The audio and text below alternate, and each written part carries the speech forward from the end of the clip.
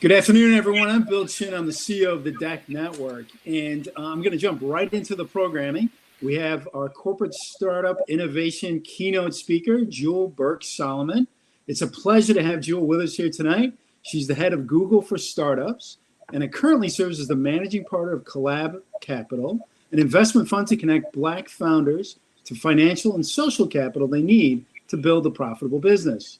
Now, our moderator, and I think it's just going to be a discussion and a chat here, is Dallas's own award-winning Mandy Price. Mandy is co-founder and CEO of Canaries, a tech platform for diversity and inclusion in the workplace. Now, literally today, Mandy was voted as the Rising Entrepreneur of the Year at Dallas Startup Week. So congratulations, Mandy, and welcome, Jewel and Mandy. Thanks to come on and everyone invited to our virtual stage. Thank you. Thank you so much, Bill, for that great intro. And Jewel, we're so happy to have you here with us today. So, Jewel, you've had quite the journey and career founding a company while working for a major tech company. Tell us a little bit more about yourself and what you do. Sure. First, thank you so much for having me. I'm excited to be in Dallas, even if it's just virtually.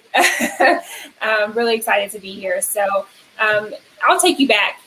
My career journey started at Google, actually, which is it's funny. I'm now back at Google, so it's been really a full circle. But I started at Google back over 10 years ago as an intern, and then decided to continue and start there full time, and worked on things like enterprise sales, marketing, and really focused on getting the best products to our customers. And then decided that I wanted to be closer to home. So ended up leaving Google in 2012, moved to Atlanta, and I'm getting a little bit of feedback. Can you hear okay, Mandy? I can. Okay. So started working at a company called MasterCard, which was in the parts distribution space. So really probably the most opposite place I could have gone from Google. But I'm always grateful for that jump that I made because it gave me insight into a new industry, and it encouraged me to take the great things that I had learned as far as technology from Google and apply it to this new, which is really a kind of older space, which is the parts distribution space. So based on my experience from Google and then at McMaster-Carr, I started a startup called PartPick, which was visual search for replacement parts. And I started it just from an idea. I realized that people in the people that were searching for parts, needing to find a replacement for something, were having a really difficult time. And so I wanted to create a solution to make it super simple for them to find the right part. And from there, we created a startup called PartPick, built it up over the course of about 4 years and learned a ton on that journey, raised a bit of capital, built a team out of about 15 people, had some really great clients, and then decided towards the end of 2016 to sell that business to Amazon. So went through that whole acquisition process, which was quite an interesting process, and then spent 3 years at Amazon integrating the technology into the Amazon mobile app, and then ultimately decided that where I really want to spend the rest of my working days is with startups, working to help them get the access to the tools they need, get the access to the resources they need. So hence my two roles today of leading Google for Startups and working as a managing partner at Collab Capital. So, Bill, that's so interesting. So, tell us about the early stages of founding PartPick. I know that you know all about the challenges of founding a company, not only, being an entrepreneur yourself, but also helping so many entrepreneurs during this time. So tell us, some of those early challenges and the best way to overcome those. Sure. So early on, the biggest challenge was, can I get this to work? A lot of people at that time, so you're thinking 2012, 2013, were not familiar with visual recognition technology or computer vision, machine learning, some of these topic areas that are now a bit more popular, but at that time it was still very new. And so trying to first convince myself that I could build the right team and get the right people to the table to help me build out this really deep technology and novel technology, and then convincing other people that we could actually get it done was quite the feat early on. And I knew that we could do it, and I knew that it was a big problem, and I was really committed to solving it. But convincing others was certainly a little bit more difficult. So, I talk a lot about the fundraising journey of PartPick and how, we were able ultimately to raise a little over $2 million, but it took a lot. It took a ton of meetings. It took a lot of determination on our part to get there. And then the reality is we wanted to raise more money for the company, but we couldn't kind of get past that hurdle of the Series A. And that's, unfortunate, because we obviously had a great technology, a great team, all the things that people kind of say that they want to invest in. But at that time, it was a lot of bias in the system. And so I'm always so interested, hearing about what you do at your company, because I think it's so relevant and so needed. And we certainly needed that help and help in the system, because we definitely dealt with a lot of bias as we went out to raise funding for the business, and also as we went out to attract customers for the business. A lot of times people could not associate and understand how me, as at that time, a 24, 25-year-old Black woman, and we had a Black woman as our CTO as well, how we could really solve this problem. It didn't match up for them.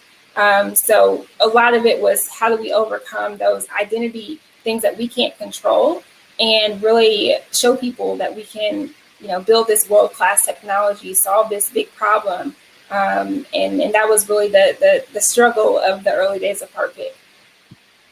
So Jill, you mentioned that you raised $2 million for PartPick, which is a huge and amazing feat for anyone, right? But it also, you kind of hit on some of the challenges that founders of color, especially Black women, have. And we know that kind of the number of Black women founders that have been able to raise over $1 million is pretty low. I know it's less than 50, but we're hoping that the numbers continue to rise. What was your experience fundraising, and what was your strategy? Are there any tips you can share with everyone as far as how they should really go about acquiring funds for their business and capital? Yeah. So I always get a little sad when I hear anyone speak about the number of Black women who have raised over $1 million in funding, because, the fact that we can count it, to me, is pretty sad. And so one of the big things that I always kind of tell people as far as fundraising is concerned is first doing an inventory of whether or not you actually need to raise funding, and really understanding what your business needs and the future trajectory of the business as well. So when I did that inventory myself, I decided that we should raise funding, because we had a potentially multi-billion-dollar opportunity ahead of us, and we really needed to scale quickly to approach that opportunity. But that's kind of the first conversation that I recommend people to have for themselves. It's very easy when you start a company or when you have an idea to follow what you see on TechCrunch, or kind of follow what the guidelines that have been laid out. But oftentimes it's not appropriate for an early stage company to be approaching investors unless they are pursuing a kind of huge market and multi-billion-dollar opportunity. So that's the first thing that I like to talk to people about, because a lot of times people just assume that you have to go out and get investors for your business. And oftentimes the best thing to do for your business is go get customers. So that's the first thing. And then in our case, in our journey, because we made the decision that we did need to go out and raise funding, that meant having a lot of conversations. I did not have the blessing of friends and family who could readily write $50,000 or $100,000 checks into the business. I had a couple. I had 2 family friends that invested early into the company, which was great.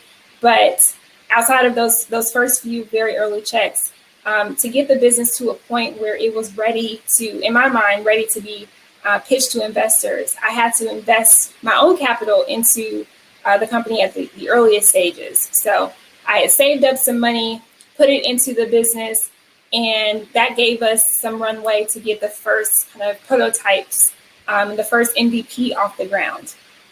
And then from there, I really leveraged pitch competitions as a way to get in front of people that I did not have in my network. So because I didn't know too many people that were investors at that time, I didn't really know any investors early on.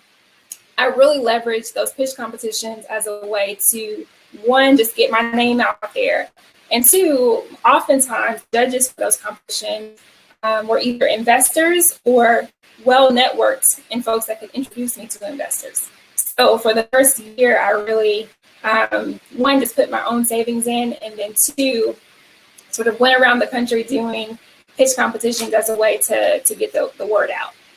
And then once I was successful in winning the different pitch competitions, probably got about $250,000 via pitch competitions, that gave me enough to go and feel comfortable as far as the product was concerned with going and actually pitching investors. So it wasn't until end of 2014, which was really almost 2 years after we got started, that I pursued a seed round of funding.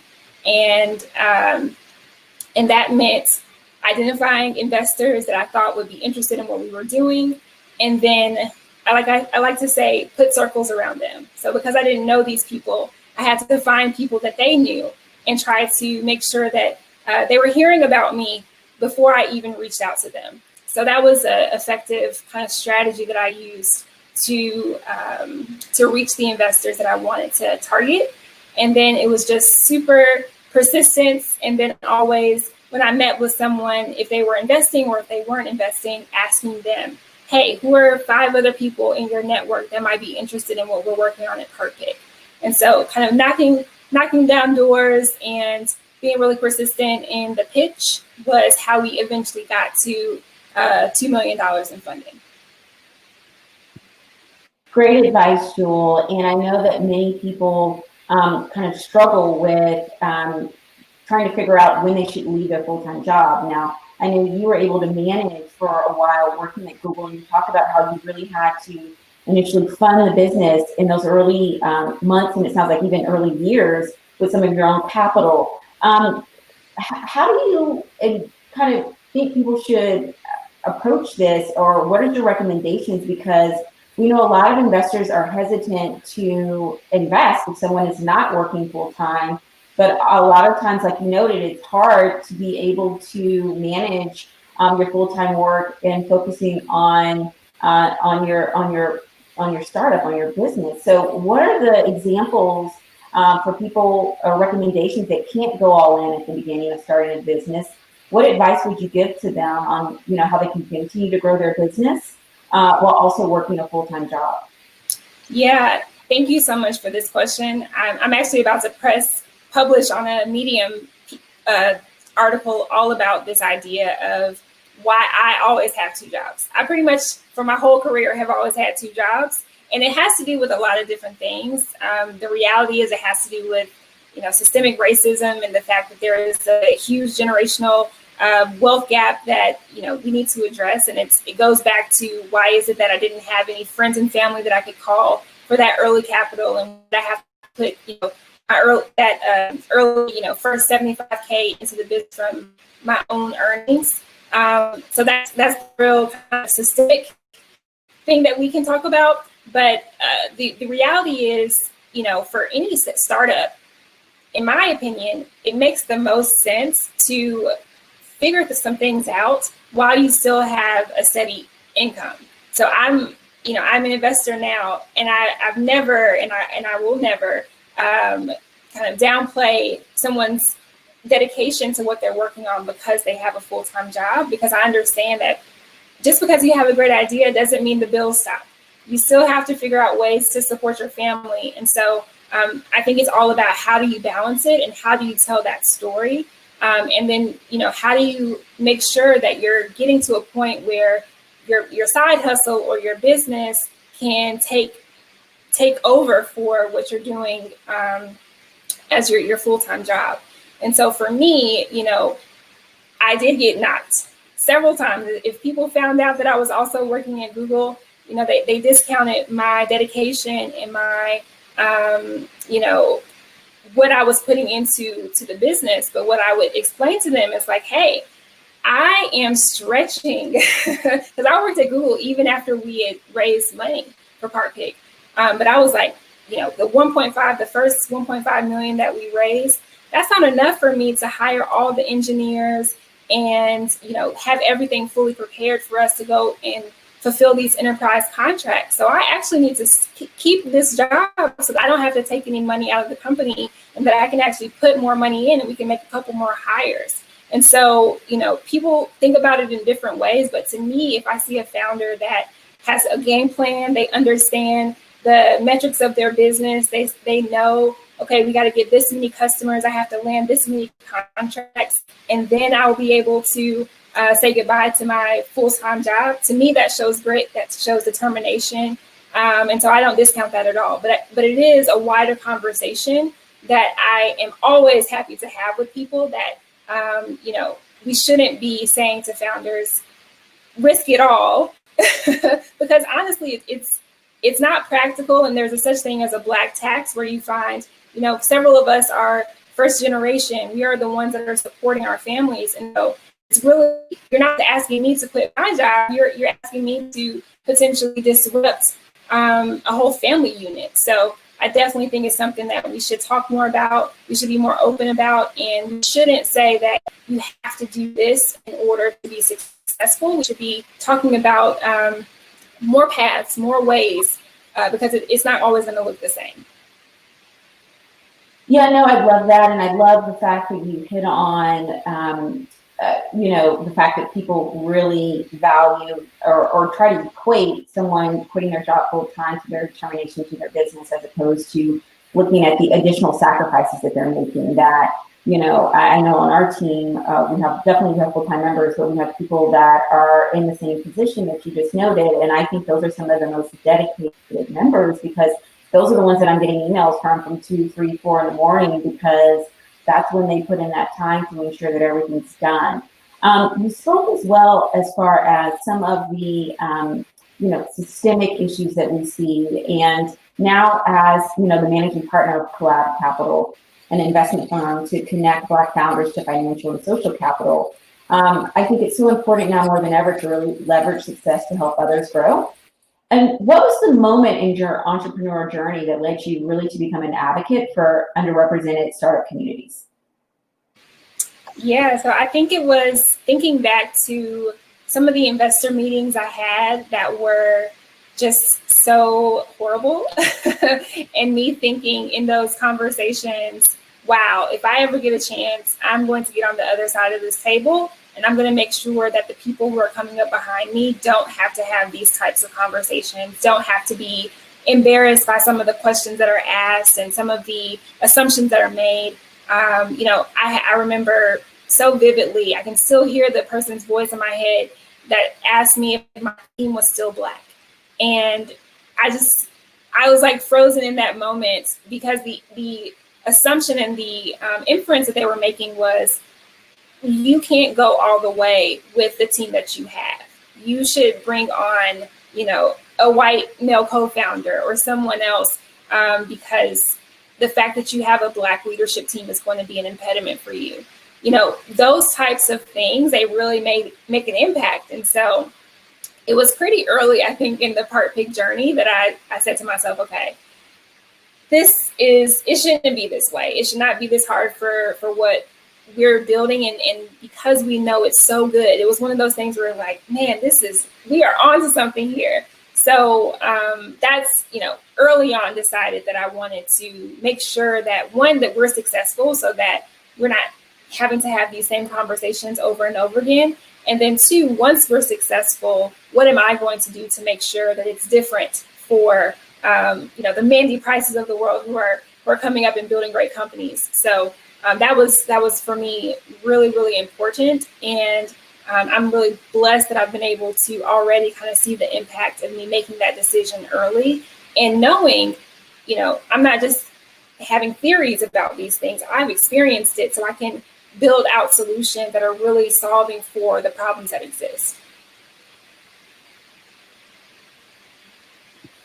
Yeah, Jewel, such great advice. And, unfortunately, I wish the story that you had as far as a couple of years ago isn't still happening, but I think we both know there are. I know many founders, women founders, as well as founders of color that talk about the experiences that they have and the difficulties. And also, I've heard of many stories that people share with me where they, feel the need to add to their team, or to even, I've read some news articles recently about people kind of taking people to pitch meetings with them that aren't even on their team, but just to make it seem like their team isn't all female led, or isn't all, a team that's full of founders of color. And so I think, as Black founders, you and I both know how difficult it can be to raise capital. We specialize in investing in diverse communities. Tell us a little bit why this is so important, especially in this current climate, and why should investors invest in Black-owned businesses? Yeah, I mean, the honest answer is that there's a huge market opportunity. If you're an investor, you are looking to make money, and there are so many amazing, incredible, innovative Black founders of color that are just going untapped as far as their ability to really grow and scale their companies, because people are not investing in them properly. And so we think about that at Collab Capital is it's not a charity. It's not, we've had this experience, so we want to right this wrong. It's partially that, but it's really, there's a huge market opportunity. We invested in a company called Hairbrella a few months ago, and the growth of the business just with that capital infusion, it has been absolutely incredible. And it's one of those things where it's like, yeah, she would have never been able to go into a traditional VC office and kind of get that funding, because people would be too tied up in, oh, she's serving this particular audience, or I don't know, rain hats. That seems like a market that's taken care of, because they don't have that perspective and that lived experience. And so I'm really excited because, of what we're doing at Collab Capital with this focus on investing in Black founders and investing in a way that doesn't look like the traditional kind of venture path where the founders continuously giving up equity in the business and therefore ownership in the business. But we're actually focused on helping the founder maintain ownership so that they can really impact their community and potentially, pass that business down in their family. But I'm also encouraged because I'm seeing so many other funds either be established, or also seeing more established funds really take a deep dive and a deep look at the practices that they've had. I've gotten so many phone calls over the past several months with, funds that are like, okay, we know we're wrong. We can look and see at our portfolio that we have not gotten this right. What should we be doing? How should we be thinking about this? So I'm encouraged by that. I'm hopeful that it's not just a passing moment, but people are really dedicated to making a real change here. And I'm being optimistic that will make a big difference as far as, founders today that are looking for funding and looking to grow their businesses. Well, I'm also very optimistic, and let's hope, like you said, that this is something that continues on and is not kind of a momentary, focus of individuals, and really understanding, kind of like the way you spoke earlier, the systemic nature of the way some of our systems are working, that this is something really within the startup and VC ecosystem that we really need to change as far as the way it currently operates. So when we talk about, again, kind of going to your Google for Startups hat, at Google for Startups, you work with companies in the accelerator program. Tell us about why accelerator programs are so important, and if you think underserved communities really need to kind of reach out and make more of an effort to participate in these programs or not, or if you think that's not really needed. Yeah, honestly, I've changed my opinion about accelerator programs now that I'm involved with one and planning and doing kind of in the background of one. Initially, and just candidly, I did an accelerator as the founder of ParkPick, and I didn't have the best experience. I didn't think it was very valuable. You know, when we sold the business and I had to write a check to the accelerator, I thought, oh gosh, I didn't do too much to help me. So the one thing I will say is there is a wide spread as far as the quality of accelerators. And that's something that I always tell founders to really do your due diligence, talk to people who have gone through the program before, if it's run before, really talk to the organizers and have realistic expectations about what you're going to get out of the program, especially if it's one that's taking equity or that you have to pay for. So that's one thing. And that was my previous opinion about accelerators was like, they're not adding too much value. It's a lot of different programs, a lot of noise in the system. You know, many of them run by folks that have never built a business. So, you know, what can they really teach? But now on the other side and behind a few of these types of programs, I think that there's so much that can be gained from the participants, and I've really seen it. So, you know, when you think about what we're doing at Google for Startups, we are very intentional about making sure that the startups that we select, one, that there are ways in which we as Google can help them. So, you know, we went through tons of applications for the Black focused accelerator that we have running right now. And for every one, we really thought through, okay, when this company comes into the program, how can we make sure that one, they have a great experience, and two, they have real tangible takeaways when they finish the program. So that to me is very important, and it makes the difference for an accelerator. The difference between it was okay, you know, learned some stuff, got some stuff organized, worked on a deck, got a good pitch, versus, oh no, I'm walking away with customers, with connections to mentors, with potential connections to funding, you know, kind of all the things that really will make the business grow and actually accelerate it, take it to the next level. So for founders that are watching, just do your homework on the programs and make sure that you really have fair expectations about what you're going to be getting out of it. Well, as one of the members of the inaugural class of the Black Founders Startup, I can't iterate enough about how much we're enjoying the program, all the benefits we're getting from the program. And I know you guys have also recently just launched I believe it's the inaugural accelerator for women as well, that I just saw announced. And so I'm hoping, and I'm sure under your leadership, that there will be many other. This is the first of many, and so I would encourage folks to apply just because the program is so dynamic. So it looks like we may have lost Jewel for a moment. So Jewel, can you hear us? I can hear you. Can you not hear me? I can hear you. I've lost your picture, but it's maybe we'll give you a moment. But as long as people can hear you, I think that I'll go ahead and continue the conversation. So I know okay. So I'm hearing that everyone else can see Jewel. So great. So Jewel, being an entrepreneur and a business leader, you have times where your business is growing and very successful, and other times that are much more difficult and challenging. How do you push through those difficult times personally and within your business? That's a great question. I think the biggest thing is maintaining a point of view on why you're doing it in the first place. So for me, when I was building ParkPick, there were many challenging days, many days that I wanted to quit, but I had to always go back to, why am I doing this? Why did I kind of put myself through sort of the haze of being an entrepreneur? Why am I juggling multiple responsibilities, working multiple jobs to make this thing happen? And so on those days, I always had sort of this North Star to go back to, and it really was my grandfather. So I talk about, when I'm telling the story of ParkPick, I often describe my Papa Bill, who was really the reason that I decided to start the business. because I wanted to solve this problem of part search for him. I tell the story about how he's a farmer and his tractor broke down in the middle of his harvest, and he called me to help him find this part for his tractor, and I could not find it.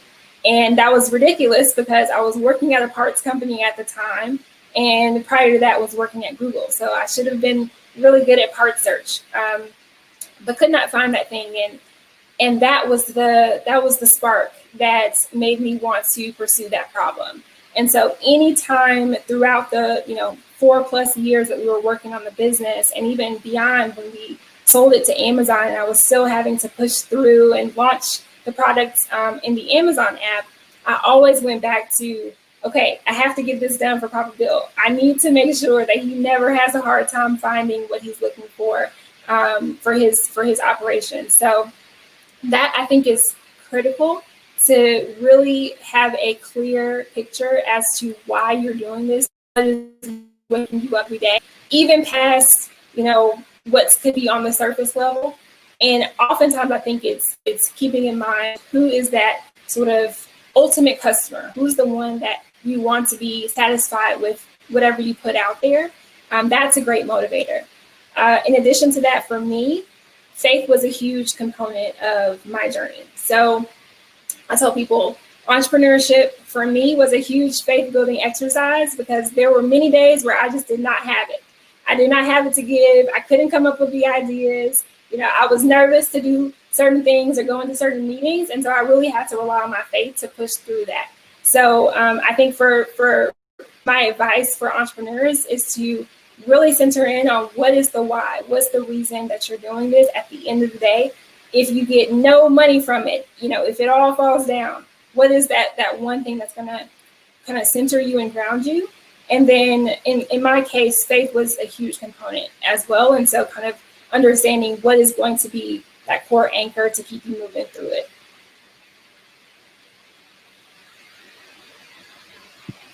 Again, such great advice. And I know for so many entrepreneurs, this is a passion. And so, the decision to sell the company is a difficult one.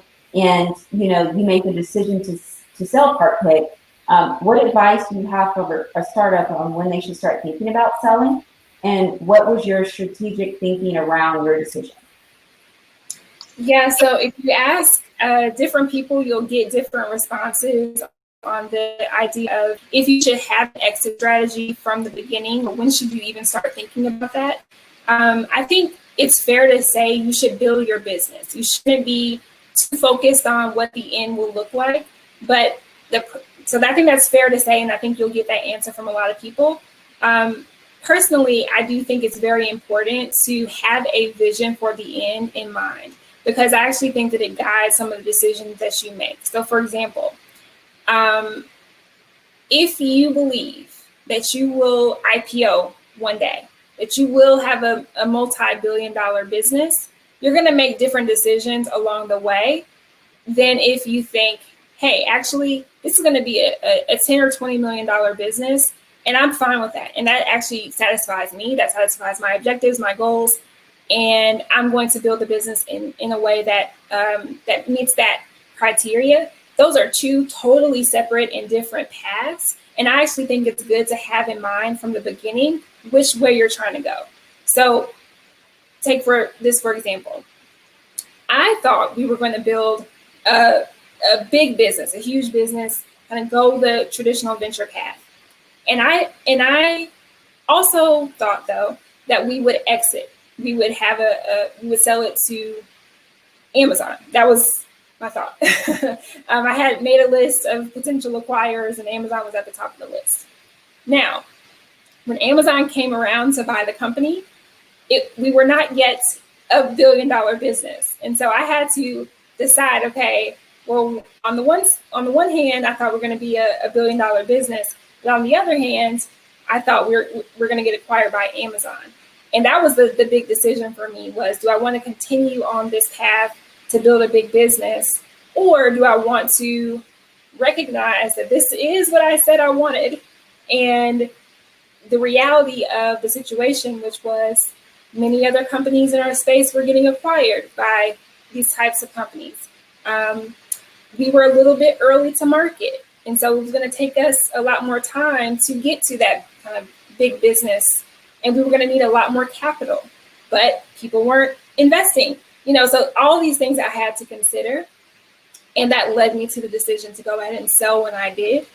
And I was fine with that because I had raised money in such a way that I had the freedom to make the decision somewhat independently and to make the decision at a time where I still was the majority owner of the company.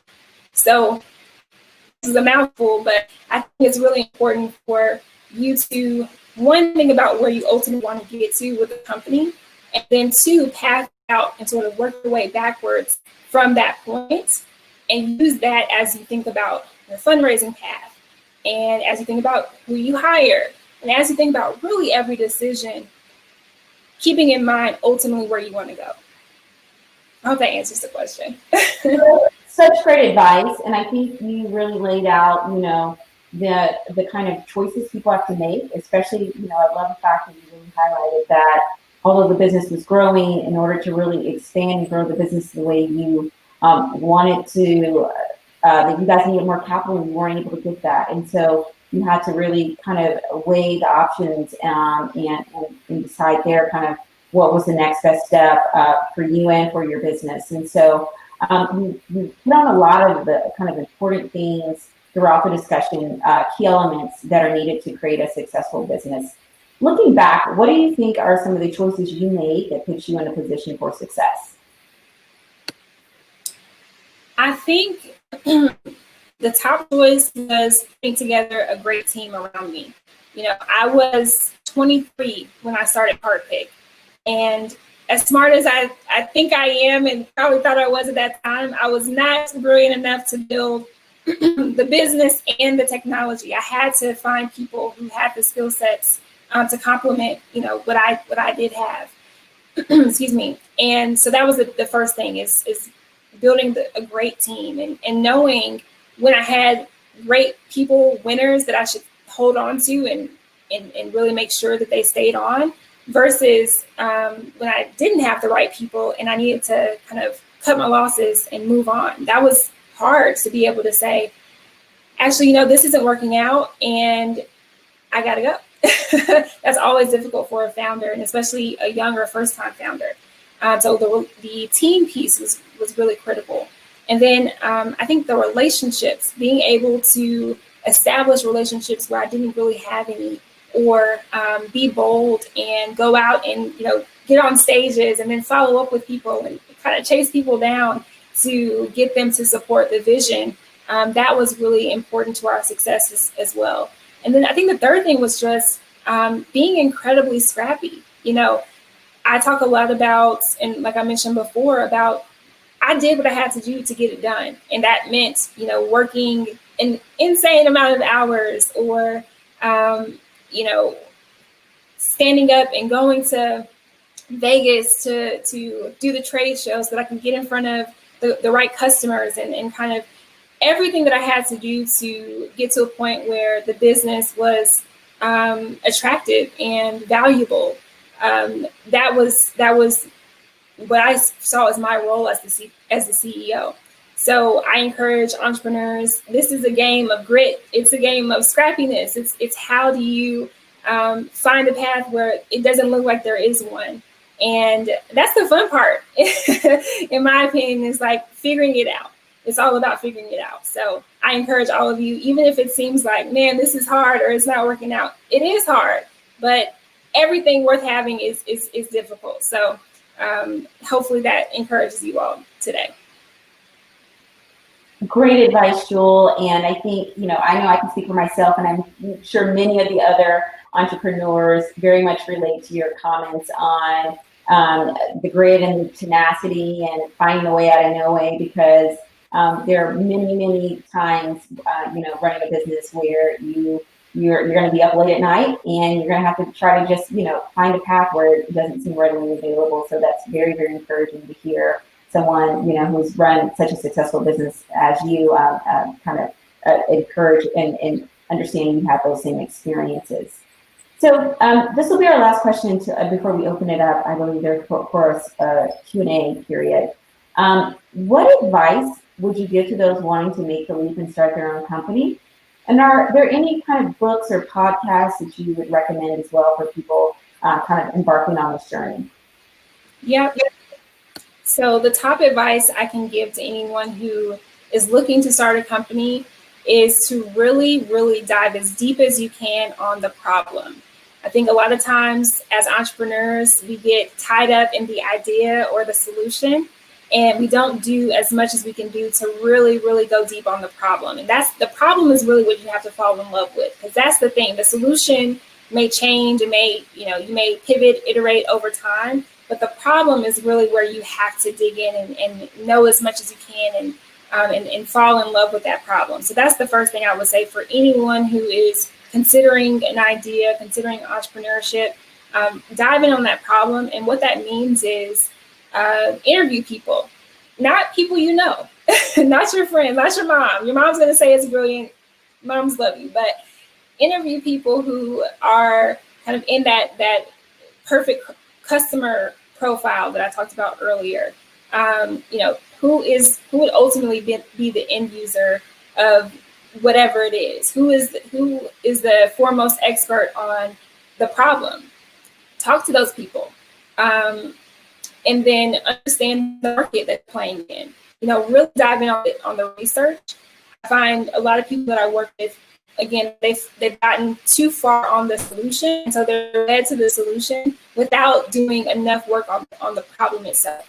So that is kind of the biggest advice I can give to anyone who hasn't yet started, hasn't yet taken the leap, but is thinking about something, is spend time, I mean a lot of time, digging in on this side of the problem. Wonderful. Thank you so much for that, Jewel. Such great advice. We have lots of questions in the chat, so I'm going to start kind of going through some of those. One of the ones that I see is when you were talking about, some of those early team members, how did you afford to bring them on? I know you spoke about, some of that initial capital. You put a lot of your own funding into the business, but kind of walk us through that process and kind of how did you determine when you were able to actually start affording team members, and how did you find that? Yes. So initially it was me saving. So quick backstory. I was originally planning on going back to school, go to business school. And so I'd already started adjusting my lifestyle and moved to Atlanta. So much cheaper cost of living, and, started getting my hair done a little bit less frequently, kind of changing my spending habits with the anticipation of going back to school. But then in the process of applying for business school, this idea was just nagging at me for PartPick. And so I decided I'm actually going to go for my business idea. And then if it doesn't work out, I can always go to school. And it worked out. So I never went back to school. I just did the business. But the first part of the money that went into PartPick was what I had saved up that I was initially going to go to floating my life for just the 2 years of business school.